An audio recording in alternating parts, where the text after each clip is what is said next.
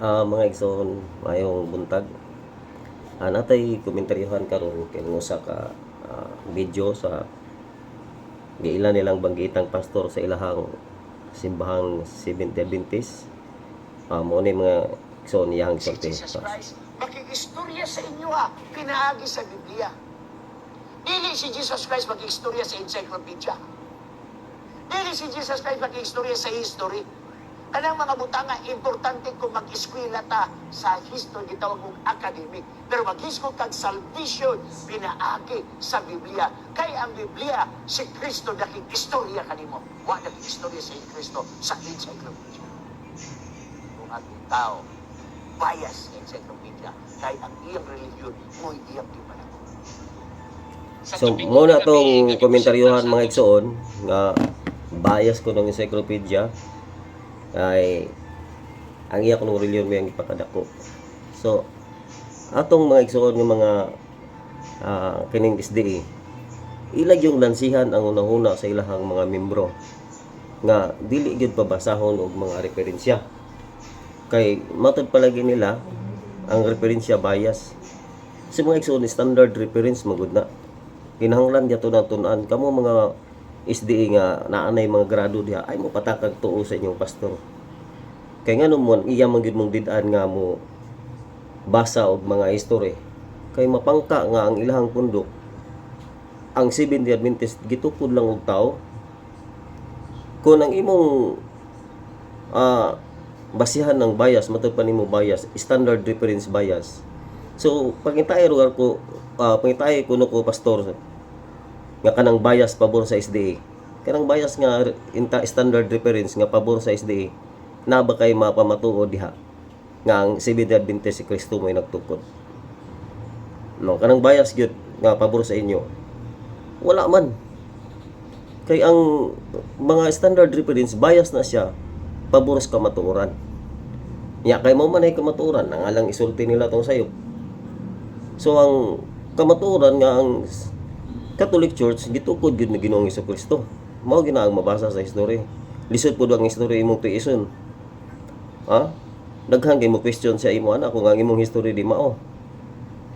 So kanay ang gingon mga igsoon nga ang Biblia si Kristo may nakigistorya sa imo pinaagi sa Biblia. Kaya ang Biblia kuno may makigistorya mayong timanan mga igsoon nga si Kristo sa diyang misaka sa langit wala siya pag maingon siya mga apostolis panglakaw mustibo kalibutan ug pamuhat mo Biblia aron mo inyong basahon. Kay ako nagigistorya sa inyo pinagis Biblia wala. Unsa may gisulti ni Kristo? Kinahanglan makigistorya siya sa diyang misaka sa langit, makigistorya siya pinaagi sa iyahang simbahan nga gitukod. Ang simbahan nga gitukod sa itong Ginoo may makigistorya sa katawhan in behalf of Jesus Christ. Kay mo man ay mabasa sa Biblia nasa Lucas 10:16 unsa may gingon ni Ginoong Jesucristo matud pa niya ang magpatalinghog kaninyo kung nagpatalinghog kanako. Klaro og tin-aw na nga didto sa simbahan ka magpatalinghog ngayang gitukod kay kung nagpatalinghog ka sa simbahan nga gitukod nagpatalinghog ka ni Ginoong Jesucristo. Ug ang nagsalikway kaninyo nagsalikway kanako ug nagsalikway sa nagpadala kanako. So klaro og tataw nga si Kristo makigistorya siyang katawhan pinasikat sa iyang simbahan nga iyang gitukod. Kaya ang iyang simbahan nga gitukod iyang gipadayagan sa kamatuoran. Kay si Kristo man mao ang kamatuoran, mao man ang absolute truth gyud.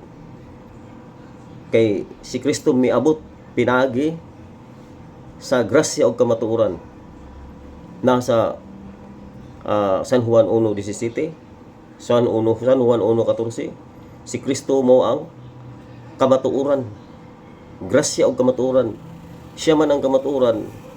Ug ang simbahan niyang gitukod 1 Timoteo 3:15 haligi og sukaranan sa kamatuoran. So kung gusto ka maminaw sa kamatuoran didto ka maminaw sa iyang simbahan nga gitukod. Kay ningon si Ginoong Jesucristo ang nagpatalinghog kaninyo, nagpatalinghog kanako ug nagpatalinghog sa nagpadala kanako. So kanang paingon sa pastor nga kuan dili ta mo minaw sa history.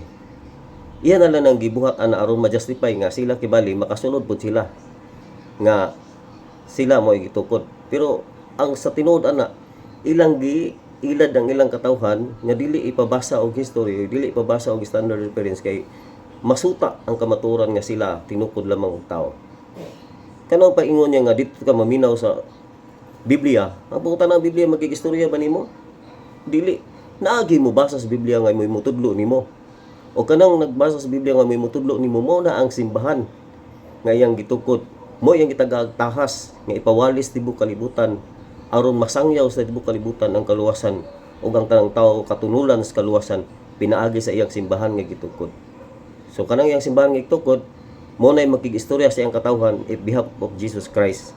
Dili kay ang Biblia. Kay ang Biblia nagsulti sa tinuod, pero ang musulti o mutudlo sa imo sa tinuod katong nagbasa sa Biblia, mao to ang simbahan nga gitukod. Kay kung atong largahan ng panghuna-una sa pastor kanang iyang hagipot nga pangutok nga dito na lang kamo basa sa Biblia, so ang mahitabuan na kamo mga SDA nga mga nahibaw sa kamatuoran unta nya mutuo lang gyud mo si ang pasin yung pastor, so mahitabuan na lang magsimba. Ay na lang mo kadto sa inyong simbahan, pwede mo mag-istorya sa Ginoo Biblia rin yung basahon. So nganong mo adto pa man gyud? Nganong inyong pastor mag-istorya man ninyo? Nga ay na istoryahan yung pastor. Dito na mo paminaw sa Biblia, kay Biblia mo mag-istorya. So bikil kay paminaw no, murag sukwahi kayo. So tumano na to ang nas Biblia, kay Biblia man kay inyong tuan, ang nas Biblia mag-istorya ang katawhan, mag-istorya ang Dios pinagi siyang katawhan diha sa simbahan niyang gitukod. Kay ang simbahan niyang gitukod haligi ug sukaranan sa kamatuoran. Adaghang salamat mga igsoon, God bless.